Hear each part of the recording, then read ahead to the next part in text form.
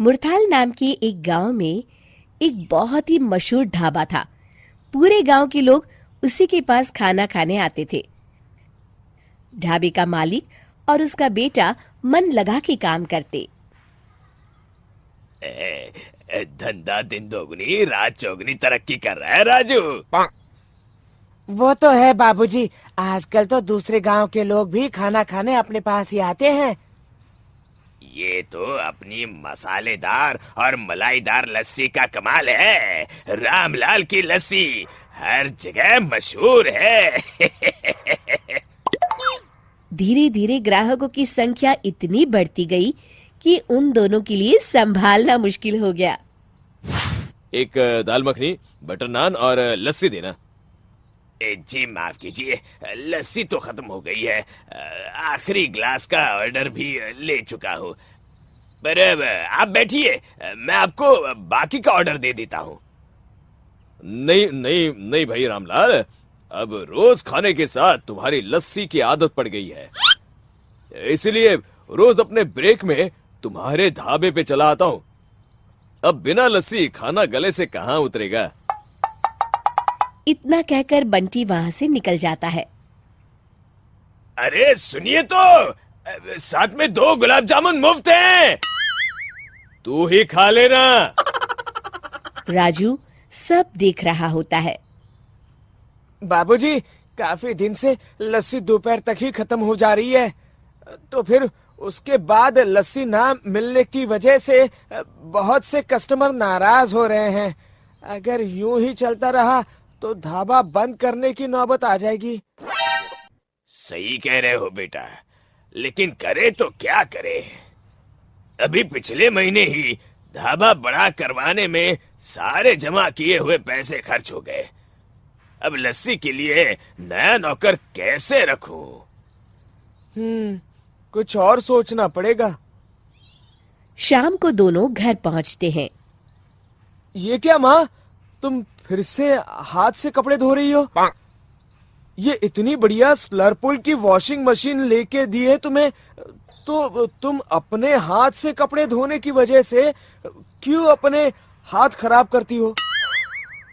तुझे तो पता है ना राजू, मुझे कहाँ आती है ये मशीन चलानी। बताया तो था माँ, पहले डालो कपड़े, फिर डालो पानी, फिर डालो सर्फ और मशीन घूमना शुरू। पहले डालो कपड़े, फिर डालो पानी, फिर डालो सर्फ और मशीन घूमना शुरू। पहले डालो कपड़े, फिर डालो पानी, फिर डालो सर्फ और मशीन घूमना शुरू। हाँ हाँ बेटा, समझ गई, पर मुझसे नहीं चलेगी ये। वो ना, मुझे इस मशीन की धुलाई पसंद नहीं है। हाँ ठीक है माँ, अब तुम्हें मशीन नहीं चाहिए तो मैं मान लेता हूँ। अगले दिन राजू दुकान में घर से वॉशिंग मशीन मंगवाता है।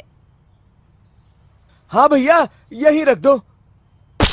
राजू, ये क्यों मंगाया हो? अब माना कि धंधा थोड़ा मंदा है, मगर इतना भी नहीं कि ढाबा बंद करके अब धोबी घाट खोलना पड़े। ऐसा नहीं है बाबूजी, आप बस देखते जाओ। पहले डालो दही, फिर डालो गुलाब जल, फिर डालो हमारे स्पेशल मसाले और मशीन घूमना शुरू। ये लीजिए, 5 मिनट में मशीन भर के लस्सी तैयार।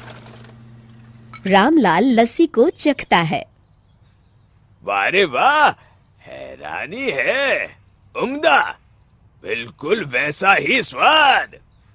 बड़ा समझदार है रे तू, मेरा राजकुमार। किससे पता था तेरे माँ के हाथ से कपड़े धोने की आदत हमारे बिजनेस के काम भी आएगी। राजू और रामलाल अपने ग्राहकों को लस्सी परोसने लगते हैं। धीरे धीरे रामलाल का ढाबा वॉशिंग मशीन वाले ढाबा के नाम से मशहूर होने लगता है। राजू बेटा, अब मुरथाल से आने जाने वाला हर कोई तुम्हारी हाईटेक वॉशिंग मशीन वाली लस्सी के लिए ढाबे पे जरूर आता है। क्या कमाल किया है तुमने। आप ही का बेटा हूँ बाबूजी, और वो कहते हैं ना, आवश्यकता ही खोज की जननी है। इतने में बंटी ढाबे पे आता है। अरे बंटी भाई, इतने दिनों बाद आए आप। हाँ भाई रामलाल, अब ये बताओ आज लस्सी मिलेगी या नहीं? ये बताओ कौन से फ्लेवर में चाहिए?